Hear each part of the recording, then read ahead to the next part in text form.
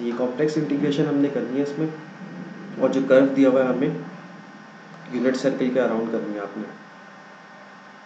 तो unit circle में plot कर लेता हूँ। इसमें जो हम लोग एक्सरसाइज में जो हम लोग इंटीग्रल थ्योरम यूज़ करेंगे ज़्यादातर, और अगर इंटीग्रल थ्योरम एप्लीकेबल नहीं हुआ तो हम पैरामेट्रिक इक्वेशन में चेंज करके उसको इंटीग्रेट कर लेंगे। अच्छा, इन्होंने बोला भाई डायरेक्शन जो रखनी है वो काउंटर क्लॉकवाइज रखनी है, इसकी ओरिएंटेशन जो है काउंटर क्लॉकवाइज रखनी है। तो काउंटर क्लॉकवाइज में आपके पास आंसर जो है वो पॉजिटिव आएगा, और अगर यहाँ पे क्लॉकवाइज लिखा हो तो उसका जो भी आंसर आए वो आपने नेगेटिव कर देना है। तो इसको अप्लाई करते हैं। तो ये बोल रहा है कि आपने इसको क्लोज कर्व इंटीग्रेशन करनी है 1/3z माइनस पाई आयोटा, और ये dz इज इक्वल्स टू, अब इसमें जो आपने कॉशी इंटीग्रल थ्योरम अप्लाई करने की कोशिश करनी है। कॉशी इंटीग्रल थ्योरम ये बोलता है कि आपके पास ये सिंपल कनेक्टेड होना चाहिए, तो ये तो सिंपल कनेक्टेड है आपके पास, कि ये एक सर्कुलर कर्व चल रहा है, ये सिंपल कनेक्टेड होता है ये। अच्छा, अब जो है आपने इसमें एक और भी बात ये है कि ये एनालिटिक फंक्शन होना चाहिए, कि इस जो भी कर्व है इसके ऊपर, कर्व के ऊपर या फिर कर्व के इनसाइड जो है कोई भी आपके पास सिंगुलर पॉइंट नहीं आना चाहिए, यानी कि इन्फिनिटी वाला पॉइंट नहीं आना चाहिए। तो इसको चेक कर लेते हैं। ये पूरा अगर ये फंक्शन है 1/3z माइनस पाई आयोटा, तो ये आपके पास सिंगुलर पॉइंट इसका कहाँ पे होगा, ये इन्फिनिटी कहाँ पे हो जाएगा ये फंक्शन, या इसमें कहीं होल कहीं कहाँ पे आ रहा होगा। तो उसको आप कैसे चेक करते हैं कि ये 3z माइनस पाई आयोटा, ये जो डिनोमिनेटर है अगर ये आपके पास 0 हो गया तो ये इन्फिनिटी चला जाएगा। तो z की वैल्यू अगर हम लोग निकालें तो ये पाई डिवाइडेड बाय 3, पाई की वैल्यू 3.14 पुट करेंगे तो ये आपके पास 1.04 समथिंग आंसर आ रहा होगा। अब ये 1.04 तो ये ना 1 के ऊपर है और ये ना इस सर्कल के अंदर है, तो ये 1 से बाहर है, ये आपके पास यहाँ कहीं ये पॉइंट आ रहा होगा। तो अब अगर ये इससे बाहर है ना तो आप इस पर कॉशी इंटीग्रल थ्योरम अप्लाई कर सकते हैं। कॉशी इंटीग्रल थ्योरम ये बोलता है कि अगर ये जो भी आपके पास क्लोज कर्व है और कोई सा भी फंक्शन हो, और ये क्लोज कर्व है आपके पास, और इसके अंदर ये क्लोज कर्व के ऊपर और इसके अंदर फंक्शन जो है वो एनालिटिक होना चाहिए, तो आप इसका आंसर क्या लिखेंगे, 0 लिखेंगे। इसका आंसर तो आपके पास हो गया 0। इसी तरह नेक्स्ट क्वेश्चन कर लेते हैं हम लोग, इसको भी इसी तरह चेक करेंगे। 1/z की पावर 8 माइनस 1.2, इसको भी इसी तरह चेक कर लेते हैं। 1.8 इज इक्वल्स टू 0 रख के चेक करेंगे, फिर ये 1.2 जो है उधर चला जाएगा, और ये z इज इक्वल्स टू 1.2 इसकी पावर 1/8 प्लस माइनस कर लेंगे, क्योंकि ये इवन है ये आपके पास। इवन रूट आप शिफ्ट करते तो प्लस माइनस करना पड़ता है आपने। इसको कैलकुलेटर से सॉल्व कर लेते हैं तो ये सॉल्व हुआ, ये 1.2 इसकी पावर 8 1.02 आंसर आता है इसका, प्लस माइनस 1.02, और ये भी आपके पास यूनिट सर्कल से बाहर है। 1 आगे -1 ये 1, तो ये 1 पॉइंट यहाँ कहीं समथिंग आ रहा होगा, तो इस कर्व के ऊपर है ना तो ये, और इस कर्व से बाहर है, ये कर्व के अंदर नहीं है ये। तो इस पर आप कॉशी थ्योरम अप्लाई करेंगे और उसका आंसर जो होगा आपके पास 0 होगा। इस पर भी देख लेते हैं, इस पर कॉशी थ्योरम अप्लाई कर लेंगे 1/4z माइनस 3 और ये dz, यही 4z minus 3 is equals to 0 रख के देखते हैं, तो z की वैल्यू आपके पास आ रही है 3/4 इज इक्वल्स टू 0.75। अब इस पर कॉशी थ्योरम अप्लाई नहीं हो सकता, ये 1 -1 1, तो ये यहाँ कहीं आ रहा होगा आपके पास पॉइंट, आयोटा तो नहीं है, तो ये एक्स एक्सिस पर होगा, रियल लाइन पर होगा। तो अब इस पर कॉशी थ्योरम अप्लाई नहीं हो सकता क्योंकि ये एनालिटिक नहीं है फंक्शन। इसमें जो आपके पास एक सिंगुलर पॉइंट जो आ रहा है वो कर्व के अंदर आ रहा है, तो हम इसको इस पर कॉशी इंटीग्रल थ्योरम नहीं लग रहा ना, तो कॉशी इंटीग्रल फार्मूला अप्लाई कर लेते हैं। इस कर्व में से मैं 1/4 कॉमन निकालता हूँ, z माइनस 3/4। ये जो आपके पास पॉइंट है ना, ये आपके पास होता है z0। ये पॉइंट जो होना चाहिए कॉशी इंटीग्रल फार्मूला अप्लाई करने के लिए, ये पॉइंट जो होना चाहिए ना 3/4, ये कर्व के अंदर होना चाहिए। अगर ये कर्व के अंदर है ना तो फिर आप इस पे अप्लाई कर सकते हैं कॉशी इंटीग्रल फॉर्मूला अप्लाई कर सकते हैं। तो ये क्या हो जाएगा 2 पाई आयोटा, ये 1/4 तो हमने कॉमन निकाल लिया था, 2 पाई आयोटा, और ये फंक्शन जो होता है, ये ऊपर वाला जो होता है ये फंक्शन है, इसमें ये Z0 पुट करते हैं आप। ये आपके पास जो है ये ऊपर वाली जो भी कोई भी टर्म लिखी होगी ना, ये f ऑफ z कहलाएगा। अब ये f ऑफ z जो आपके पास f ऑफ z नॉट जो आपके पास आ गया वो आ गया 0.75 आ गया, 3/4 जो है वो 0.75 है, तो ये π/2 आयोटा। अब ये फंक्शन आपके पास क्या है 1 है। अब इस 1 में जो है z तो है नहीं कहीं पे, तो इसमें आप z की वैल्यू क्या पुट करेंगे, ये 1 ही रहेगा आंसर, तो इसका आंसर जो होगा π/2 हो जाएगा। तो ये एक इसमें सिर्फ एक इस वाले क्वेश्चन में जो हम लोग कॉशी इंटीग्रल फार्मूला अप्लाई कर रहे हैं, ये क्वेश्चन कर लेते हैं। ये तो आप ये जो है फंक्शन देख लेते हैं एनालिटिक है या नहीं है। ये 1/2 mod of z cube dz। अभी आपको पता है कि ये z is equals to 0 put करेंगे तो ये इन्फिनिटी आ जाएगा, तो 0 पर तो ये एनालिटिक नहीं है, तो ये तो 0 एक तो मेन पॉइंट है आपके पास सेंटर में, तो इसका मतलब है इस पर कॉशी थ्योरम नहीं अप्लाई हो सकता। तो अब अगर आपने इसको सर्किल को पैरामेट्रिक इक्वेशन से सॉल्व करना है, तो पैरामेट्रिक इक्वेशन के लिए आप क्या करते हैं, z is equals to x plus iota y होता है। अब ये क्योंकि आपने सर्किल को सॉल्व करना है, तो सर्किल के लिए पैरामेट्रिक इक्वेशन जो सबसे सूटेबल होती है वो आपके पास होती है x is equals to cos theta, y is equals to sine theta. ये प्रूफ करा हुआ, अगर रेडियस आपके पास 1 है तो x is equals to cos theta के बराबर होता है, y is equals to sine theta के बराबर। तो z is equals to cos theta, x की जगह कॉस थीटा पुट किया, प्लस आयोटा, y की जगह साइन थीटा पुट किया, तो ये आपके पास क्या बन जाता है एक्सपोनेंशियल आयोटा थीटा बन जाता है ऑयलर फॉर्मूले से। अच्छा, z इज इक्वल्स टू आपने क्या लिखा, एक्सपोनेंशियल आयोटा t, थीटा के बजाय मैं t पैरामीटर यूज़ कर रहा हूँ। अच्छा, z डॉट आपके पास क्या आ जाएगा, यानी derivative iota exponential iota t।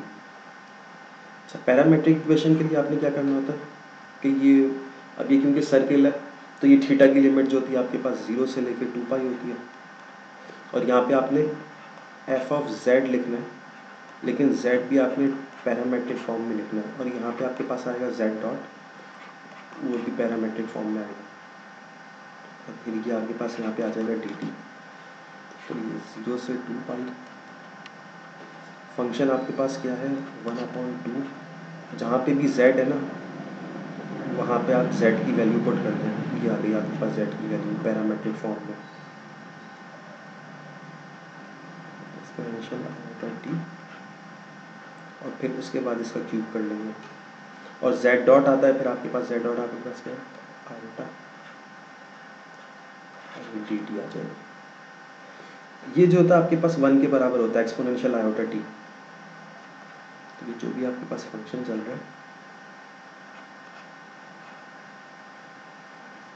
Exponential iota t जो होता है, इसका अगर एब्सोल्यूट निकालें तो ये होता है आयोटा, एक्सपोनेंशियल आयोटा t जो होता है कॉस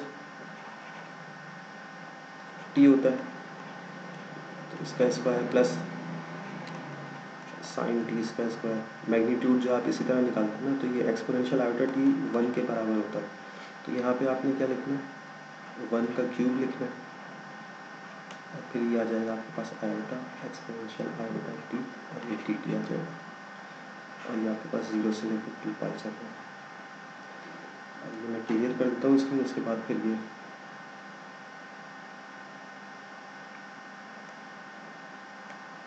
तो ये था हमारे पास आयोटा अपॉन 2 एक्सपोनेंशियल 0 से 2 पाई ये dt। तो ये आयोटा अपॉन 2, इसको इंटीग्रेट करेंगे तो एक्सपोनेंशियल आयोटा t, इसका डेरिवेटिव डिवाइड होता है अगर वो कांस्टेंट हो तो 0 से लेकर 2 पाई। तो ये 1/2, पहले अपर लिमिट पुट करेंगे एक्सपोनेंशियल 2 पाई आयोटा माइनस एक्सपोनेंशियल 0। अच्छा, आपको टाइम पीरियड पता है इसका क्या होता है, 2 पाई होता है। अच्छा, टाइम पीरियड आपको पता है कि ये एक्सपोनेंशियल फंक्शन का जो होता है 2 पाई आयोटा होता है, तो ये 2 पाई आयोटा प्लस भी कर सकते हैं, इसमें से माइनस भी कर सकते हैं। तो ये 2 पाई आयोटा मैं माइनस कर रहा हूँ, ये आपके पास 1 के बराबर है।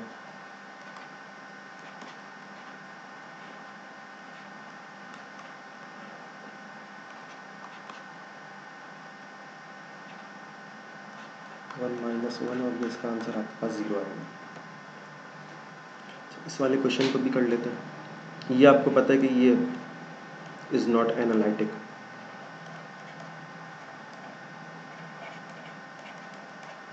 इसको आप चेक कर सकते हैं। ये होता है आपके पास x माइनस आयोटा y, ये आपके पास होता है u, और ये आपके पास होता है v। तो इसका derivative with respect to x करेंगे तो आपके पास आता है 1, और v का derivative with respect to y करेंगे तो इसका आंसर आता है आपके पास -1। तो ये तो आपके पास जो है ये एनालिटिक फंक्शन नहीं होता।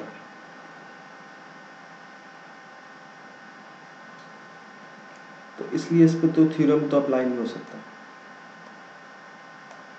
ठीक है, तो ये z बार जो है आपके पास एनालिटिक नहीं है, इज नॉट। अच्छा, तो अब इसको पैरामेट्रिक फॉर्म में कर लेते हैं। यूनिट सर्किल है तो उसकी इक्वेशन क्या होती है आपके पास, z is equals to exponential iota t. ये पैरामेट्रिक इक्वेशन होती है। z डॉट आपके पास क्या है, z यानी कि derivative with respect to t, ये आ जाएगा। अब इस पर अप्लाई कर लेते हैं। जो पैरामेट्रिक इंटीग्रेशन होती है वो ये होती है कि टी की लिमिट अप्लाई करेंगे, यानी कि 0 से 2 पाई, ये थीटा की लिमिट थी 0 से 2 पाई एक सर्किल को कंप्लीट करने के लिए।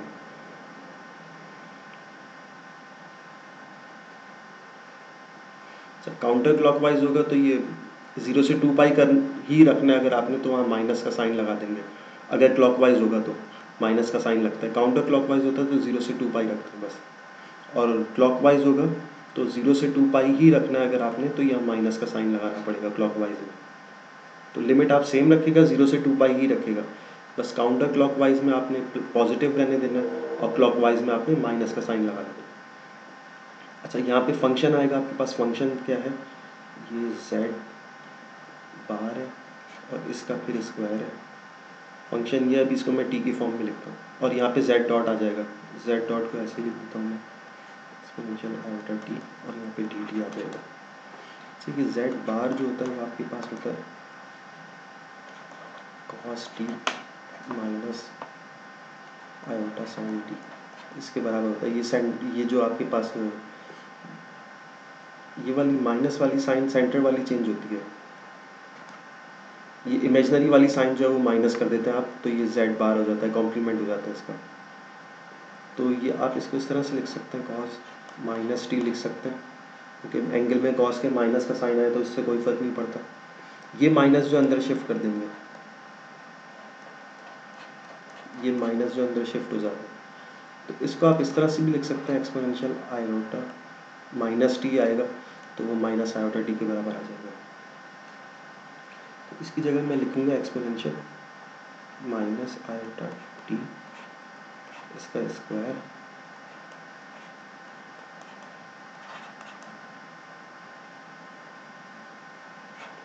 0 से लेकर 2 पाई।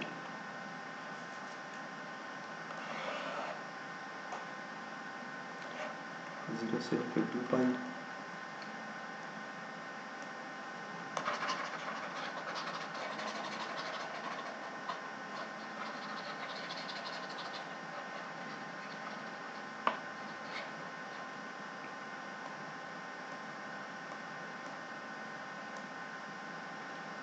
जीरो से 2 पाई। इसको मैं सॉल्व करूँगा तो मेरे पास ही बचेगा iota exponential minus iota t. ये बेसिस सेम है तो ये पावर ऐड हो जाएगी और फिर ये फाइनली आपके पास माइनस आयोटा टी बचेगा, ये डी टी आ जाएगा। इसको इंटीग्रेट करेंगे तो आपके पास आंसर आएगा एक्सपोनेंशियल माइनस आयोटा टी। इसके डेरिवेटिव से डिवाइड होगा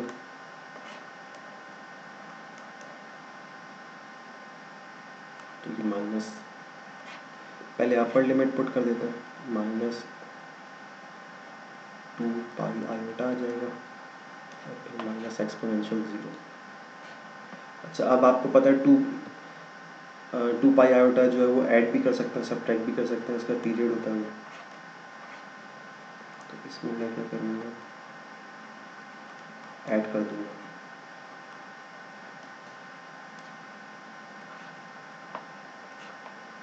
तो ये आपके पास इसका आंसर आएगा 0।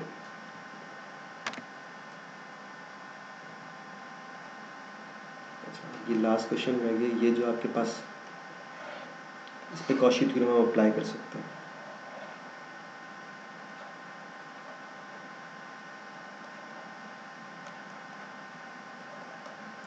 अच्छा, ये कॉट जो होता है आपके पास किसके बराबर होता है,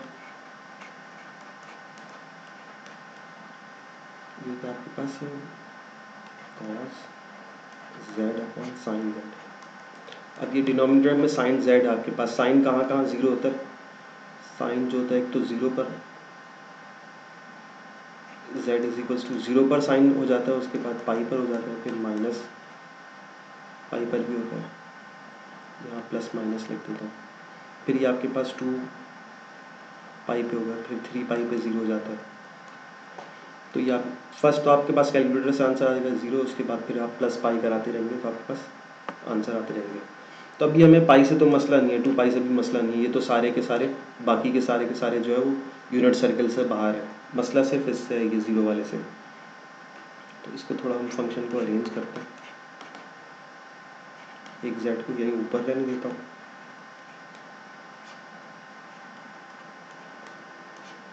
ठीक है, आपके पास जेड आ जाएगा। अच्छा, अब इस पे जब आप limit z tends to 0 apply करेंगे ना, तो इसका आंसर आएगा आपके पास 0। अच्छा, 0 आने का मतलब ये है कि ये इन्फिनिटी तो नहीं है आपके पास, वहाँ पर ये एक होल होगा आपके पास, जो भी फंक्शन होगा तो इस तरह से इस पर होल आ रहा होगा ये। अच्छा, इसको जो आप ये प्रूव कर सकते हैं कि ये फिर भी जो है होल होने के बावजूद जो है ना, ये फंक्शन डिफरेंशिएबल है। अगर ये डिफरेंशिएबल है 0 पर, तो इसका मतलब है फंक्शन एनालिटिक है। अच्छा, डिफरेंशिएबिलिटी चेक करने के लिए आपने क्या करना है कि इसकी टेलर सीरीज ओपन करेगा कॉट की, और फिर जब आप जेड स्क्वायर उसके साथ मल्टीप्लाई कराएंगे, तो कॉट की जब टेलर सीरीज ओपन करेंगे ना, तो आपके पास ये जेड इज इक्वल्स टू 0 पर जो है ये एनालिटिक नहीं होगा। लेकिन जब आप जेड स्क्वायर मल्टीप्लाई कराएंगे ना, तो ये 1/जेड आएगा, तो ये एक ही 1/जेड जो है ये ख़त्म हो जाएगा, तो फिर ये जेड इज इक्वल्स टू 0 पर एनालिटिक हो जाएगा। तो इस तरह से इसको प्रूव कर सकते हैं। तो ये आपके पास फंक्शन एनालिटिक तो है। अब अगर ये फंक्शन एनालिटिक है, तो आप जो है इसका डायरेक्ट कॉशी थ्योरम अप्लाई करके आंसर लिख सकते हैं। जो हमारे पास गिवन कर्व है ना, इसके अंदर एनालिटिक है ये, गिवन कर्व है हमारे पास यूनिट सर्किल, और जो भी मेरे पास फंक्शन है इसका आंसर मैं लिख सकता हूँ 0।